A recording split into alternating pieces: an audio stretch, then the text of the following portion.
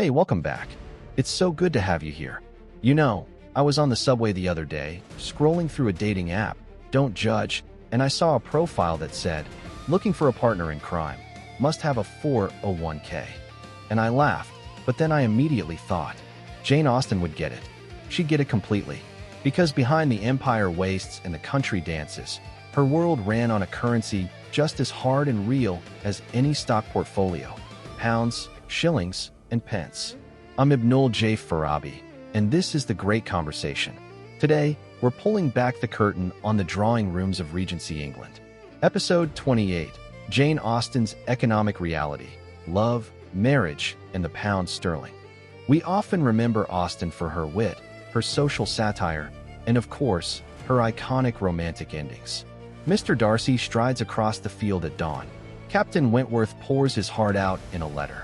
But to understand why these moments are so revolutionary, so desperately high stakes for her characters, we have to talk about money.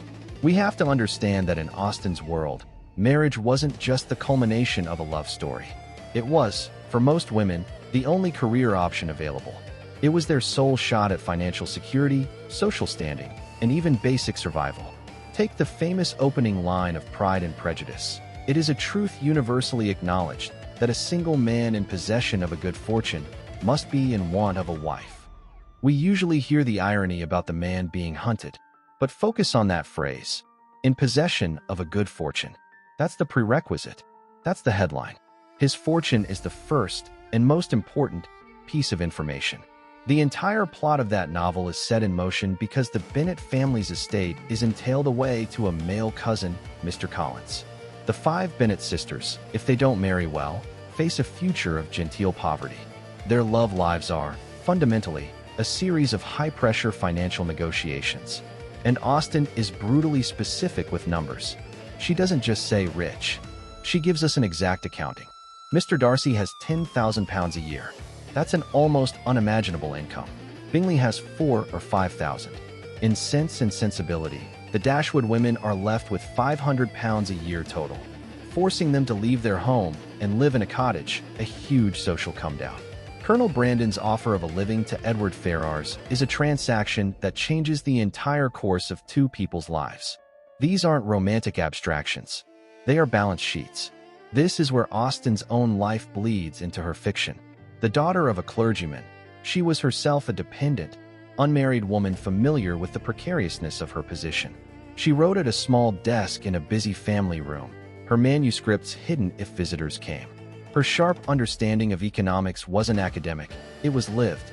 She saw how the machinery of inheritance, like the entail, could crush women.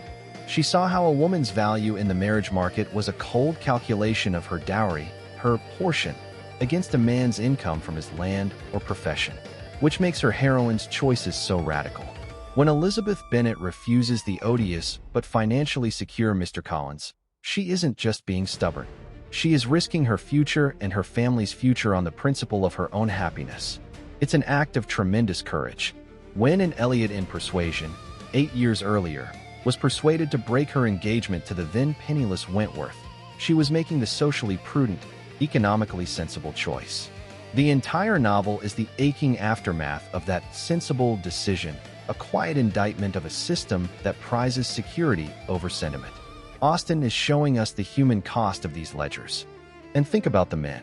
The truly good men in Austen, the ones worthy of her heroines, understand this economic reality without being enslaved by it. They use their agency within the system to enable love. Darcy doesn't just love Elizabeth. He quietly, and with great embarrassment, fixes the economic scandal of Lydia's elopement. He uses his wealth to save her family's honor, but he does it for her, and he's mortified that it might look like a transaction. He wants to separate the act of rescue from the economy of marriage. It's his way of saying, my love exists outside this ledger. Similarly, Captain Wentworth returns from war with a fortune, literally earning his place through merit and bravery, not just inheritance. He enters the marriage market on his own terms, with the means to offer security, which then frees him to offer his heart completely. It's fascinating for me to look at this from my own perspective. As an engineer and an immigrant, I'm no stranger to thinking in terms of systems, stability, and security. The pressure to build a solid foundation is immense. I see echoes of that Austenian tension in my own community. In many communities, the balancing act between the practicalities of life and the desires of the heart. Austen's genius was to frame that not as a petty concern, but as the central drama of ordinary, intelligent lives. She dignifies the struggle. So what are we left with? Jane Austen is not a naive romantic. She is a clear-eyed economic realist who, despite seeing the system for all its flaws, still believes in the possibility of a personal victory within it. She believes a woman can, and must, hold out for both respect and affection, even when the numbers are stacked against her. Her happy endings are triumphs because they are hard-won. They are marriages that manage to reconcile the demands of the pound sterling with the whispers of the heart.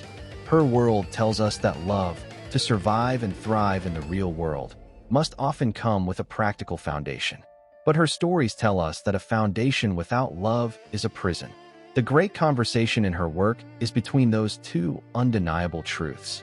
Thank you so much for listening to this episode of The Great Conversation. If these explorations of history and literature through a personal lens mean something to you, please do share the show with a friend. It truly helps. This is Abnul J. Farabi, signing off from Light Knot Studios. Until next time, keep listening, keep thinking, and keep building your own foundation for everything you love.